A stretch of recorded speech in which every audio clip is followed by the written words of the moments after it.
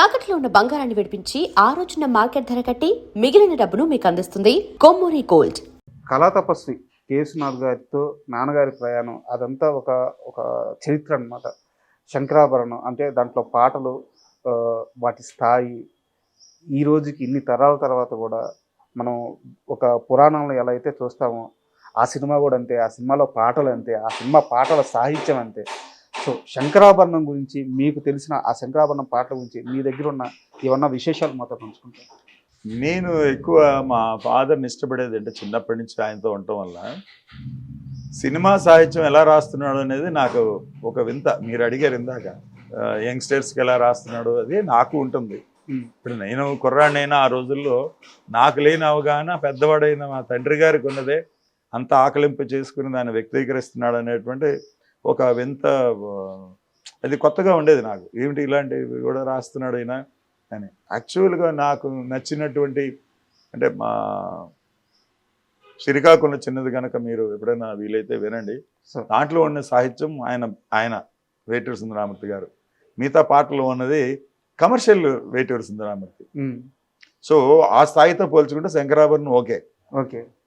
So ఆయన Shankarabharanam just okay అబ్బా just okay.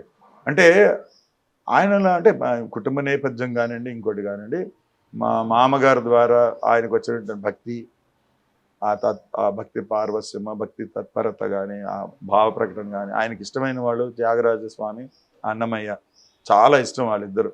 మిగతా అందరూ కూడా మన రామదాస్ కీర్తనలు కానీ ఇవన్నీ ఆయన కండతా వచ్చు. అలాగే పోతన గారు అంటే చాలా ఇష్టం. ఇవన్నీ ఆయన మనసులో ఎప్పుడూ వెళ్తూ ఉంటాయి. అంటే ఆయన ఎప్పుడూ కూడా ఒంటరివాడు. అందరూ అంటారు ఆరేసుకోపోయి పారేసుకుంటారు, కానీ ఆయన ఒంటరివాడు. అది బయట వాళ్ళ కోసం ఆయన చేసే పనే, కానీ ఆ పని అయిపోయిన మరునిమిషం ఆయన ఒంటరివాడే. అది ఒక మనస్థితి ఆయనది. ఆయన అంటే నేనేమిటి, నేను ఎక్కడి నుంచి వచ్చాను, ఎటు వెళ్తున్నాను, ఎందుకు ఇవన్నీ చేస్తున్నాను, ఎందుకు చెయ్యాలి, ఇదే ఆలోచించుకుంటూ ఉంటాడు ఆయన ఒంటరిగా ఉంటే. సో ఆ భావం నుంచి బయటపడటానికి నలుగురితో కలిసి ఉంటాం. ఇది ఒక వేదాంతపరమైన చర్చ ఆయనకు ఉంది. అదే మీకు శ్రీకాకుళం చిన్నదిలో ఉంటుంది. అంటే దేవుడి మీదటువంటి ఒక పరమైక్యత అదే శంకరాభరణంలో కూడా ఉంటుంది.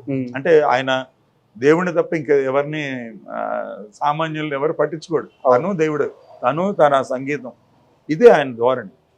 కాబట్టి అది ఆయన గ్రహించాడు. ఆ సినిమాకి అది అనువుగా అమరింది.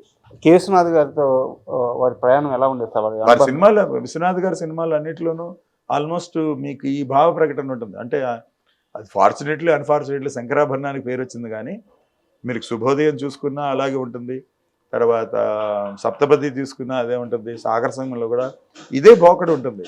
కాకపోతే అది ప్రత్యేకంగా ఆ సినిమాకు ఒక ప్రత్యేకమైన పేరు రావటం వల్ల అవి గొప్పవి అంటున్నారు, కానీ వీన్నిటి స్థాయి ఒకటే సార్. అంటే మనిషి ఇంకో దైవత్వం, ఈ రెండింటి మధ్య వాళ్ళ సాధన ఉండేదే ఉంటుంది ఈ ప్రక్రియలో అన్నిట్లోనూ, అన్ని పాటల్లోనూ మీరు చూడొచ్చు. ఎందుకంటే ఆయన దాంట్లో డ్యూయట్స్ తక్కువ కాబట్టి ఈ సంబంధమైనవే ఎక్కువ రాయటం జరిగింది. ఆయన భావన అదే. మీరు చిన్నవారిగా ఉన్నప్పుడు అంటే ఆయన అప్పటికే చాలా పీక్స్కి వెళ్ళిపోయారు, పెద్ద రైటర్ అయిపోయారు, బిజియెస్ట్ రైటర్ అయిపోయారు. సో నాన్నగారు ఫ్యామిలీని మిస్ అయిన క్షణాలు ఉంటాయి కదా, మీతో టైం గడపలేకపోవడం, ఆ లోటు ఎలా భర్తీ అయ్యేది? అంటే దీంట్లో నేను కొంత అదృష్టవంతుడిని. ఎందుకంటే చిన్నప్పటి నుంచి ఆయన సినిమాల్లో బిజీ అవ్వక ముందు నుంచి, ఆయన జర్నలిస్ట్గా ఉన్నప్పటి నుంచి చాలా ఇంటిమేట్గా ఆయన భావనలు, కొంత వాళ్ళ పరిచయాలు, వాళ్ళ స్నేహితులతో ఆయన మాట్లాడే తీరు, ఇవన్నీ గమనించడం, ఆయన రాసిన రచనలు కొన్ని చదవటం, అది ఒక మమకారం ఉంటుందండి ఎప్పుడు పెద్ద కొడుకుగా. మా తమ్ముళ్ళు నాకంటే 8 ఏళ్ళు చిన్నవాళ్ళు, వాళ్ళు మిస్ అయ్యారు. ఎందుకంటే they never know much of Veturi Sundararama Murthy వాళ్ళ నాన్నగారు. అంటే సంవత్సరానికి ఒక 5-6 రోజులు పండగ రోజులు ఇలాగా మా తాతగారు, మామగారు గారండి బంధువులు వచ్చినప్పుడు ఆ ఇంట్లో ఉండి ఆయన టైం స్పెండ్ చేయటం, వాళ్ళ పుట్టినరోజులు తప్ప డే టు డే అఫైర్స్ లో వాళ్ళకి ఆయన వెళ్ళేటప్పటికి 5ంటికి బయలుదేరి వెళ్ళేవాడు ఇంటి నుంచి. పొద్దున్న 5-5:30 కల్లా బయటకు వెళ్ళేవాడు. అప్పుడు పడుకుని ఉంటారు, వచ్చేటప్పుడు వాళ్ళు పడుకుని ఉంటారు. సో ఆ ఇంటరాక్షన్ లేదు నాకు. చిన్నతనంలో ఉన్న ఇంటరాక్షన్ తర్వాత నేను స్కూల్ నుంచి వచ్చిన తర్వాత కానీ, కాలేజీ నుంచి వచ్చిన తర్వాత కానీ థియేటర్కి వెళ్ళి, రికార్డింగ్ థియేటర్ దగ్గర ఆయన ఉంటే ఆ దగ్గరలో ఉండటము, లేదా ఏం చేస్తున్నారు, ఏమేమి సినిమాలు అవుతున్నాయి, ఎటువంటి అవుట్పుట్ వస్తుంది అని ఇది ఒక గమనించడం వల్ల process ఒక అంతే. ఇంటిమేషన్ నడుస్తోంది. ఉమ్, ఆ తర్వాత కొన్ని సందర్భాల్లో ఆయనకి అండగా ఉండాల్సిన పరిస్థితి వచ్చినప్పుడు ఇలా most of the time miss అయింది ఏంటంటే మా తమ్ముళ్ళు ఇద్దరు బాగా మిస్ ఆయనకి అసలు సమయం ఉండేదా సార్ కుటుంబ వ్యవహారాలు కానీ లేదండి. ఆర్థిక పరమైన అంశాలు పట్టించుకోవడం కానీ? ఇంటి దగ్గర ఉంటే అందరూ వచ్చి మా ఇంటికి వస్తున్నారని ఆయన ఇంటి దగ్గర ఉండేవాడు కాదు. ఎందుకంటే బిజీగా ఉన్న వాళ్ళని మాకు ముందు రాయాలి, లేకపోతే మాకు ముందు పాట రాయాలి అని వస్తారు. ఆయన ఎవరు ఇంటికి రావడం ఇష్టం ఉండేది కాదు. ఆయనకి ఎవరు ఇంటికి రావడం ఇష్టం ఉండేది కాదు. అంటే ఆయన ప్రైవేట్ లైఫ్ వేరు, ప్రొఫెషనల్ లైఫ్ వేరు. సో ఏం చేసేవాడంటే ఆయన అందరికీ చెప్పేశాడు, నా ఆఫీస్ విజయ గార్డెన్స్ లో ఒక చెట్టు ఉంది, ఆ చెట్టు కింద ఆ చప్టా మీద కూర్చునేవాడు. పొద్దున్న 6:30-7 వెళ్ళిపోయేవాడు. రాత్రి 10:30, 11 దాకా అక్కడే. సో మీరు అక్కడికే రావాలి తప్ప ఇంటికి రాకూడదని అందరికీ చెప్పడం జరిగిందండి. సో మేము కూడా మా గేట్ దగ్గరే చెప్పి పంపించాము, విజయ గార్డెన్స్లో ఉంటారు వెళ్ళండి అని. ఆ రోజుల్లో మీకు తెలుసు కదా, ల్యాండ్ లైన్ తప్ప ఉండదు, అది కూడా కాయిన్ ఫోన్స్. సో వాళ్ళు వేరే వాళ్ళ ద్వారా తెలుసుకుని అక్కడికే వెళ్ళేవాళ్ళు.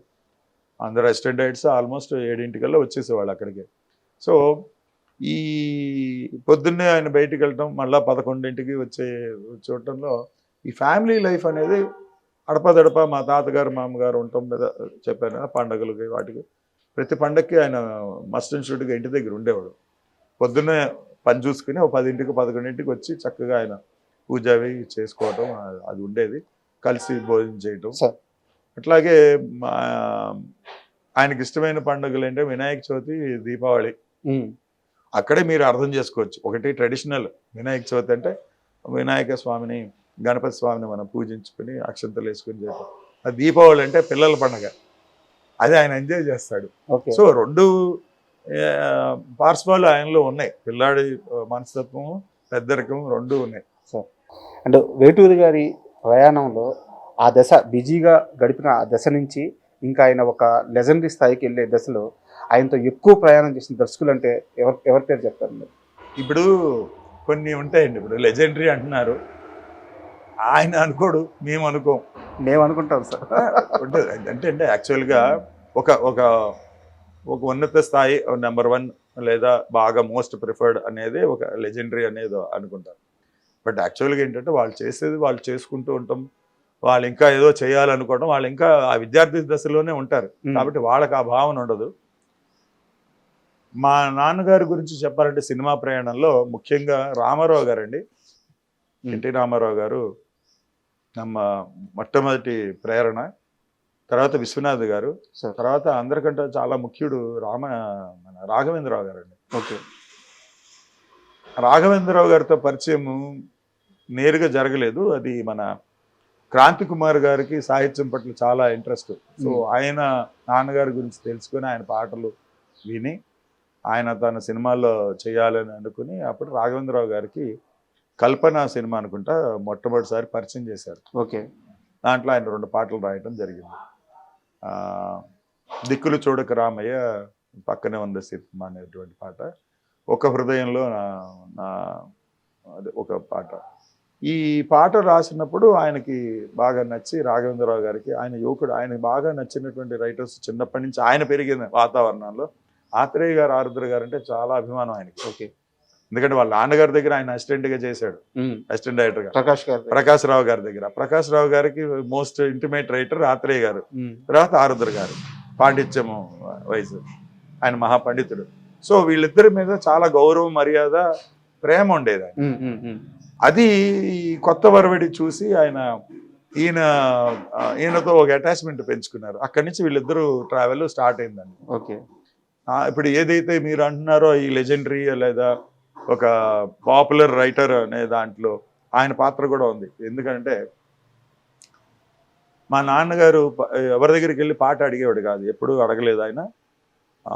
మొట్టమొదటిసారి రామారావు గారు చెప్పారని విశ్వనాథ్ గారిని కలవటం, డైరెక్ట్ చేస్తే బాగుంటుందండి ఇది నా కథ, ఆయన ఒప్పుకున్నాడని వెళ్ళటమే తప్ప నాకు అవకాశం ఇవ్వమని ఆయన అడగలేదు. ఏ రోజు ఎవరిని అడగలేదండి, చివరి ఏ రోజు కూడా ఎవరు వెళ్ళదు.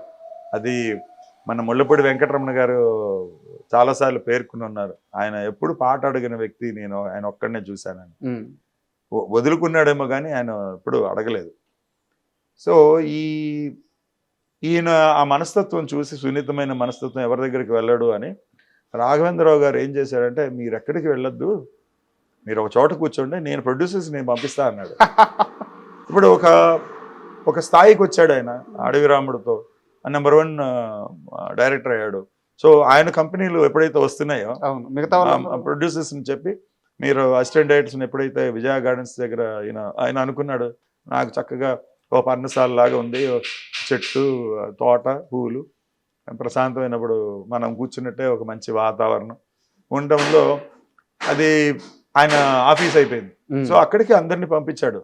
అది చూసి మిగతా వాళ్ళు కూడా ఆయన అసిస్టెంట్స్, ఇప్పుడు తర్వాత ఆయన దగ్గర కోఆర్డినేటర్గా పనిచేసిన కోదండరామరెడ్డి, అలాగే బి గోపాల్, వీళ్ళందరూ కూడా వాళ్ళని అలాగా ఆటోమేటిక్గా అందరూ అటు రావడం. సో రాఘవేంద్రరావు గారిది చాలా కీ రోల్. చాలా. అందుకనే ఆయన సన్మానం చేసినప్పుడు 1995లో హైదరాబాద్లో ముగ్గురిని నేను గౌరవించుకోవాలని చెప్పి రామారావు గారిని, విశ్వనాథ్ గారిని, రాఘవేంద్రరావు గారిని ఆయన గౌరవించుకున్నాను. అంటే ముగ్గురు నాకు నా ఎదుగుదలకి సాయపడ్డటువంటి వారు, ముఖ్య కారకులు అని చెప్పి ఆయన చెప్పుకోవడం. కమర్షియల్గా మరి రాఘవేంద్రరావు గారి పాత్ర చాలా అపూర్వం.